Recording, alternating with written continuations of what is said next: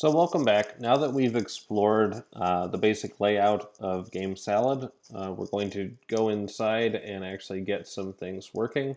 And of course, we're going to start this by exploring basic interfacing and making characters move. So I'm going to change the name of this to Basic Movement, or the title. And I'm going to choose the Game Salad Arcade for the platform.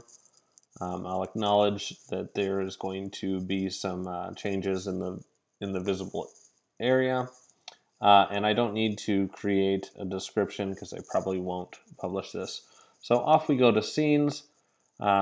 We start out with our initial scene. I'm going to double click there, and we see that we have a blank stage. So let's add an actor. So I'm going to go over to our inspector, add an actor, and I will rename this to player. So in order for the player to play, we have to add some rules. And just to double check that, we will drag the player onto the stage, hit preview, and we see that nothing happened. So back off to initial scene, and we're going to add some rules. To do so, I'm going to double click and edit the actor. So here we are, no rules, just right, but it's actually just wrong. So we're going to create a rule, and we're going to call that move right. And I'm going to say when actor receives event, and instead of being mouse position, I'm going to choose key. I'm going to choose keyboard, and we see that Game Salad pops up a nice full keyboard. I'm going to choose right, and I'm going to make sure that when that key is down, then we will have something happen. So I'm going to go and find in our behavior library, move. I will drag that right here. And then we see that the direction by default is set to 0, which happens to be right. And I can see this by looking right here. I am free to change this to any angle that I want. And if I hold shift, it will jump by 45-degree angles.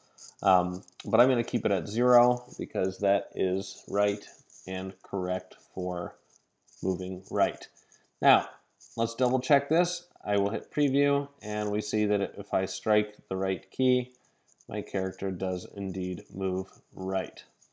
So back to initial scene, I'm going to add a rule for moving left. But instead of going through all those clicks and drags, I'm going to just simply highlight the move right rule, hit Command C and then Command V. And that just copied and pasted it. And I'm going to choose this to move left. And I'm going to choose the keyboard left. And I'm going to change the degree to 180. I will then preview it. We see that we have right and left movement. So that's all working properly.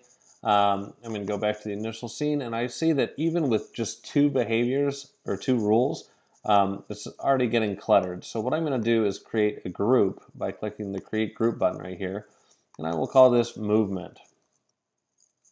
Then I can shift click my 2 rules and drag them in there. Now I can just minimize the movement rule or group, and I have a lot more free space to add a lot more commands, which I will probably need to in the future. But for now, we have basic movement. What I want you to do is try and see if you can get the rules to create movement up and down, and then you can come back here and check if you got that right or not. And then next we'll explore the idea of colliding and wrapping stages. So